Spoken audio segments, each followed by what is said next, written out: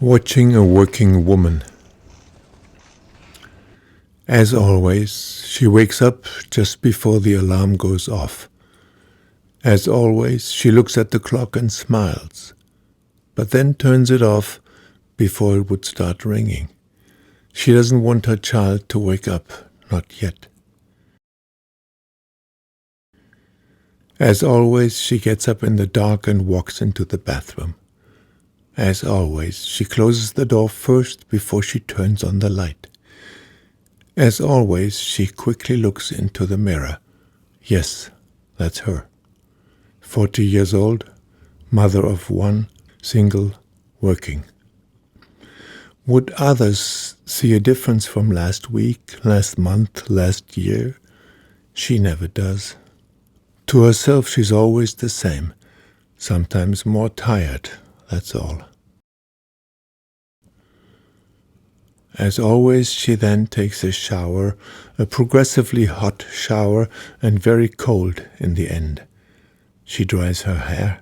She makes her face, not much, just a bit around the eyes.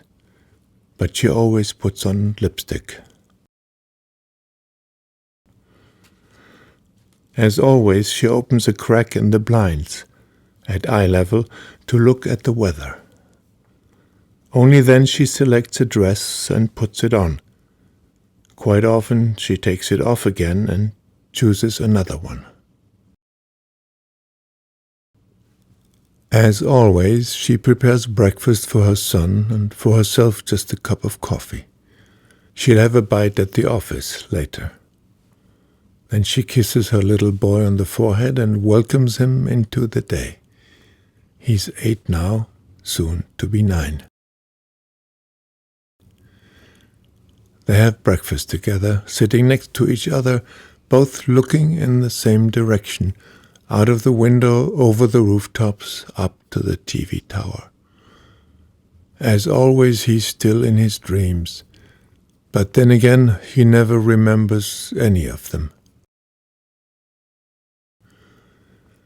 Later, she drops the boy off at school and drives to work. She drives faster now. She's a good driver. As a student, she drove a taxi at night. At work, she seems another person, efficient, cool, calm, and collected, so she thinks. She doesn't socialize much with other employees. Everybody respects her, but nobody really knows her. She likes that. None of her friends do the same legal work she does. The most boring conversations, she thinks, are among peers of the same trade. For lunch, she always has the same corner table in a small Greek restaurant nearby. There's no menu. You just go into the kitchen to see what's cooking. The chef knows her well and loves to tease her. She always leaves the kitchen laughing. And as always, she eats alone. She likes her job. She has worked in this law firm for several years. By now she has her own office and can close the door if she wants to. Most of her co-workers are men. Sometimes a few of them meet on the terrace for a break and she has a cigarette with them. This is strictly a social act. She used to smoke, but not on her own anymore. She would never buy cigarettes or have them at home. When she turns off her computer at the end of the day, she also turns off her mind from all these legal matters. They are no longer part of her. She never brings work home. She likes driving back, lost in her thoughts. She always listens to music for this half hour. Not just any music, mainly piano music, preferably Bach. She likes Glenn Gould. Sometimes she listens to cantatas too and choirs by Thomas Tallis. Her son jumps back into the car. He's full of stories of the day, good ones and sad ones. School is not easy for him sometimes, as he is of mixed race. Every now and then he suffers abuse or has to digest a nasty word.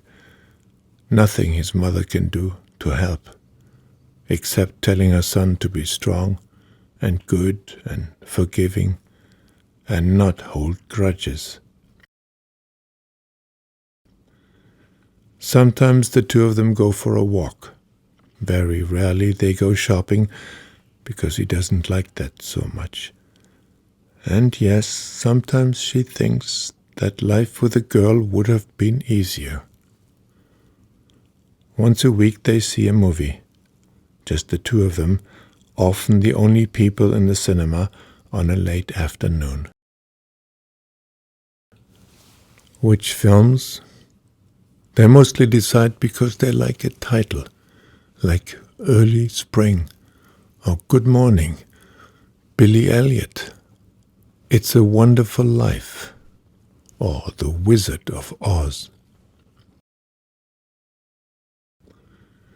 Her boy gets upset by any form of viciousness, and she has decided to protect her child as long as possible from any of this stuff. He'll find out soon enough, she thinks. If by any chance a movie turns violent or mean against people or animals or just in its language, they both get up in unison without even discussing it and walk out. Phew, and they laugh it off. Then at home her son has to do his homework while she buys groceries or once a week does the washing. She loves staring at the washing machine as if it was a TV set, or watching the remote-controlled vacuum cleaner do its work. They eat dinner together, always with a candle on the table. This is the time of day when they talk together about everything. And sometimes they tell each other jokes. Do you know this one? How does a red elephant fit into the back of a Mini? Then the boy goes to bed and she kisses him good night. She needs to leave a light on and the door half open. And now she has a couple of hours for herself. She sits down and writes letters. She writes with her favorite fountain pen. When she makes a mistake or has second thoughts about a line she wrote, she tears the page apart and starts from scratch. She corresponds regularly with a lot of people. As always, she seals her letters, puts stamps on them, and the next day will make a short stop at a mailbox.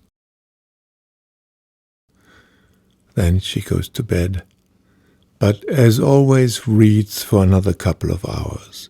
She loves reading, always several books at the same time. There are stacks and stacks of them by her bedside. Philosophy, poetry, but novels too, mostly thrillers or murder mysteries. She likes nothing better than end the day with a few pages by Raymond Chandler, Dashiell Hammett or James McCain, and the fast dialogue of their hard-boiled detectives. Farewell, my lovely, Double Indemnity, Red Harvest. Then she dozes away into the big sleep.